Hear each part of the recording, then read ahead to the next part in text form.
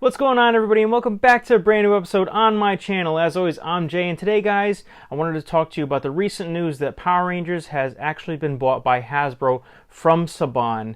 Now, guys, I'm a fan of the Power Rangers. I grew up, and I'm a 90s kid, so Power Rangers was my stuff all the time back in the day. I loved the original series to death, and I always look back on that show with fond memories. I have the complete series up until Zeo and everything like that. And you know what, guys, I've been a fan of the Power Rangers for a little while, and with the resurgence, with the anniversary, 25th anniversary, and the legacy figures and all the collectibles that are coming out and everything, I've been grabbing the ones that really catch my eye, mostly the props and the weapons, because those are actually even better than what was on the original shows, which just blows my mind.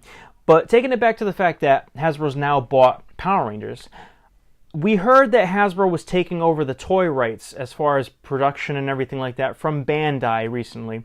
I didn't think they would actually make a move such as this to actually buy the film and TV rights and whatnot for the actual property. I mean, Saban had sold Power Rangers to Disney a little while ago, and for a good, I don't know how many years, they were actually making Power Rangers via Disney and everything. And they had a kind of a good run, but it didn't really go far as the, expansion and kind of revenue and kind of the viewership and everything. So at some point, right before the Samurai series, Saban actually bought back the series, and he had done Samurai, Super Samurai, up until the recent one, which I think was Dino Charge. So that's 4 more, or actually a little bit more than that series of Power Rangers that he had produced and made after the fact of getting it back. So I didn't think that they were going to sell it again, and honestly, it is a shock, because Hasbro now, if they wanted to, can meld and merge them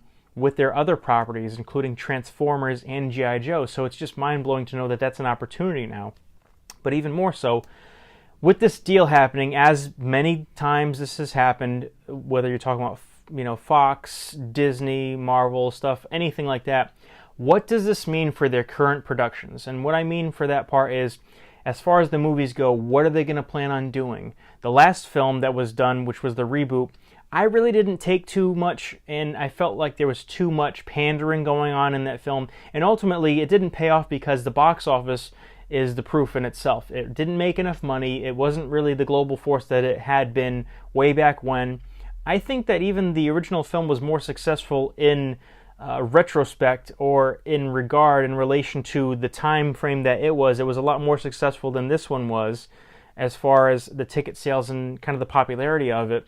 And for me, I really feel like the new reboot is like my generation's Phantom Menace, if you will, because it didn't really harken back to what made the nostalgia and kind of the heart of Power Rangers, and it rubbed me the wrong way at a lot of points. But that's not here nor there.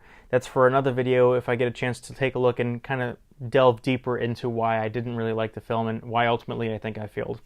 Getting back on track to the whole Hasbro Power Rangers deal, this again is going to affect their properties and stuff like that, or whatever they have going on, including an excellent set of runs in comic book form in Go-Go Power Rangers and the Saban's Mighty Morphin Power Rangers series, which is now in its Shattered Grid storyline.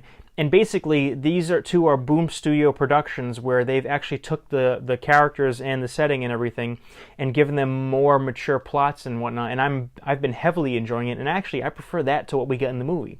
The movie should have been more akin to this, instead of trying to do its own thing and making it more like the Breakfast Club rather than a superhero extravaganza. So all in all, guys, I think that this is kind of interesting. And when they said that they had acquired them, Hasbro actually released a statement stating that now that they have them, they are looking to unlock the full potential of Power Rangers. And you know what? That being said, I think that they recognize the fact that Power Rangers is a powerhouse waiting to happen, and it used to be back in the 90s and early 2000s at the height of its popularity.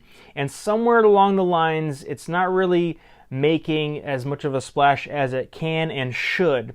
And honestly, if they're looking to make it kind of a nostalgic thing and make it more tailored to the audience as they were in the 90s, but now as they are grown up, I think that they have something there, and I would definitely recommend them drawing a huge part of that from the comics that are actually out right now. Again, they're highly enjoyable, and hopefully this doesn't cut off the series prematurely, because I would like to see the conclusion of the Shattered Grid storyline and to see what other things the writers, including Higgins, can do with the story going forward if they keep this series on. All in all, just from a Power Rangers fan, I want to hear what your guys' opinions are on this. Did you like Power Rangers growing up? Which one was your favorite series? Or were you old school like myself and enjoyed Mighty Morphin Power Rangers?